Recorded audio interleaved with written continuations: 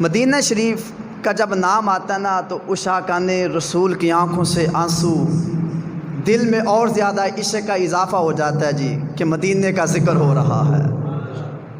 جب مدینے والی سرکار کا ذکر ہو وہ تو بڑا اعلیٰ مقام ہے جی حضور کا، صرف مدینے کا ذکر ہو تو اعلیٰ حضرت رحمۃ اللہ تعالی فرماتے ہیں کہ حرم کی زمین اور قدم رکھ کے چلنا۔ اللہ اکبر۔ اعلیٰ حضرت فرما رہے کہ حاجیوں، جب حاجی حج کرنے کے لیے جاتے ہیں نا جی، آپ یہ نہیں پوچھتے کہ مکہ مکرمہ جا رہے ہیں، آپ کہتے ہیں حرم کی زمین۔ کس کے بارے میں؟ حضور کے شہر کی بات کر رہے ہیں کہ حرم کی زمین اور قدم رکھ کے چلنا، ارے سر کا موقع ہے او جانے والے۔ اعلیٰ حضرت فرماتے ہیں جی جب مدینہ شریف پہنچ جائے نا، پہلی بات تو یہ جی جب بندہ اپنے گھر سے نکلتا ہے پھر وہ بندہ غمزدہ ہوتا ہے، یار میں گناہ گار ہوں، گناہ لے کے جا رہا ہوں، آقا کو کیا منہ دکھاؤں گا۔ پھر آپ فرماتے ہیں نہیں وہ تو بڑا رحمت للعالمین ہے، بڑا کرم کرنے والے ہیں، وہ تو کہتے ہیں گناہ گاروں آ جاؤ۔ جب بندہ جاتا ہے حضور کے در پہ واپس آتا ہے، اللہ فرماتا ہے سارے گناہ بخش دیے ہیں۔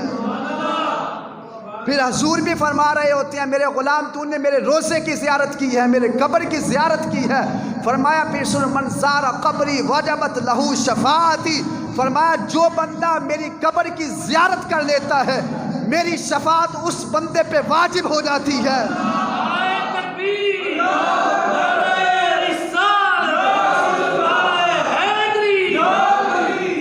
تو یہ شفاعت اس کے لیے تھوڑی ہے جو مدینہ میں جائے جناب ننگے پاؤں چل کے آ جائے، پاکستان کے اندر آ کے مندر بنانا شروع کر دے، یہ شفاعت اس کے لیے نہیں، یہ شفاعت اس کے لیے جو حضور سے وفا کر رہا ہو۔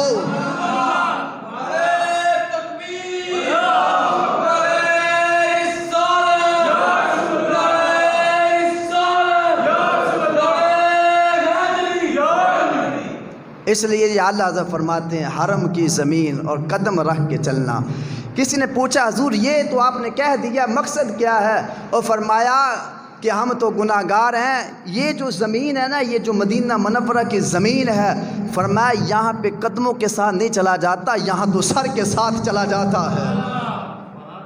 اور اعلیٰ حضرت ہر بندے کو سمجھ نہیں آتا، اعلیٰ حضرت عشق والوں کو سمجھ آتا ہے، جو دل کے اندر رسول اللہ کا عشق رکھے، پھر امام احمد رضا کو پڑھے تو پھر امام احمد رضا خان سمجھ آتا ہے، ورنہ کسی کو بھی امام احمد رضا خان سمجھ نہیں آتا۔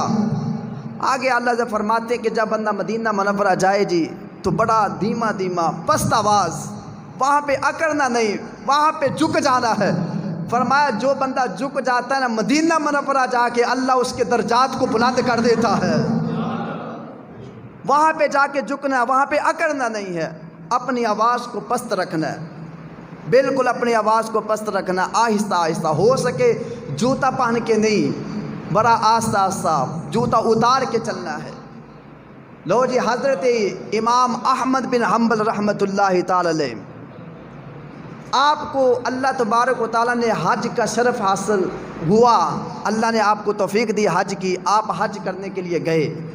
آپ نے جناب جب مکہ شریف سے آپ مدینہ منورہ گئے نا، آپ نے پاؤں میں جوتا نہیں ڈالا، مدینہ شریف سے پیچھے ہی آپ جناب سواری سے اتر گئے، پیدل چلنا شروع کر دیا۔ جب مدینہ شہر میں داخل ہوئے، مدینہ شریف کے جو ذرات ہیں نا زمین کے، آپ نے وہ اٹھائے، ان کو بوسہ دیا، پھر آنکھوں سے لگا لیا۔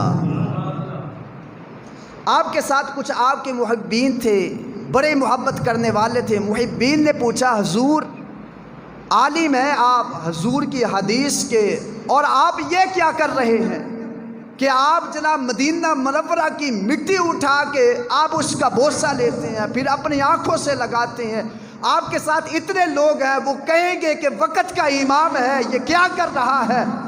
اور اسے یہ نہیں پتا کہ چلتے کیسے ہیں، چلنا کیسے ہے، یہ مٹی کی طرف دیکھتا ہے، اس کو اٹھاتا ہے، ہاتھ پہ رکھتا ہے، پھر آنکھوں سے لگاتا ہے، پھر اس کے بوسے لیتا ہے۔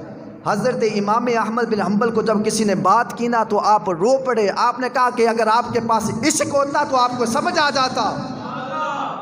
اس نے کہا حضور کیا ہے، پھر ہمیں سمجھائے نا۔ فرمایا 1400 سال پہلے میرے محبوب اس زمین پہ چلے تھے، فرمایا امام احمد بن حنبل سے پوچھو آج بھی ان ذرات سے مصطفیٰ کے چلنے کی خوشبو آتی ہے۔ کمال ہو گیا یار، کیسے عشق والے لوگ تھے کہ آپ تو گئے حج کرنے کے لیے، لیکن مدینہ کی مٹی اٹھا کے جناب ہاتھ پہ رکھتے ہیں، اس کو چومتے ہیں، بوسہ دیتے ہیں، آنکھوں سے لگاتے ہیں، اور فرمایا لوگوں گواہ ہو جاؤ یہ مدینہ کی مٹی کو میں آنکھوں کا سرما بنا رہا ہوں۔ کمال ہو گیا یار، آنکھوں کا سرما بنا رہے ہیں۔ لو جی، تفسیر روح البیان میں ہے کہ ایک مرتبہ حضرت سلیمان علیہ السلام اللہ کے نبی ہیں، آپ اپنے تخت پر نہ تشریف فرما تھے، آپ کے ساتھ اس وقت کے جو علماء تھے وہ بھی آپ کے ساتھ تھے، آپ کا جو تخت تھا وہ ہوا میں نہ اڑتا ہوا جا رہا تھا، اور اس تخت کے کنارے پر جنات کی ایک جماعت تھی، جنات کھڑے تھے۔ جب ایک جگہ ایسی آتی ہے اس جگہ کے پیچھے نہ آپ اپنے تخت کو اتار لیتے ہیں، حکم دیتے ہیں کہ تو نیچے اتر جا، وہ تخت نیچے آ جاتا ہے اور سارے علماء نیچے آ جاتے ہیں، آپ وہاں سے نہ پیدل چلنا شروع کر دیتے ہیں۔ پیدل چلنا شروع کر دیا، ابھی کچھ نہیں بنا، جنگل ہے، بیابان میدان ہے۔ جب آپ نے چلنا شروع کیا نا، جب اس زمین کو کراس کیا، آگے پھر آپ نے حکم دیا کہ تخت لایا جائے جی، تخت کو حکم دیا کہ اب ہوا میں اڑنا شروع کر دو۔ ان میں سے ایک عالم تھے، اس نے حضرت سلیمان علیہ السلام کی بارگاہ میں سوال کیا، حضور بات سمجھ نہیں آئی کہ یہ جو اتنا زمین کا حصہ تھا یہ آپ نے ہمیں پیدل چلایا، باقی جتنا بھی ہم نے سفر طے کیا وہ ہم تخت کے اوپر کرتے آئے، یہ کیا بات ہے، اس کی وجہ کیا ہے؟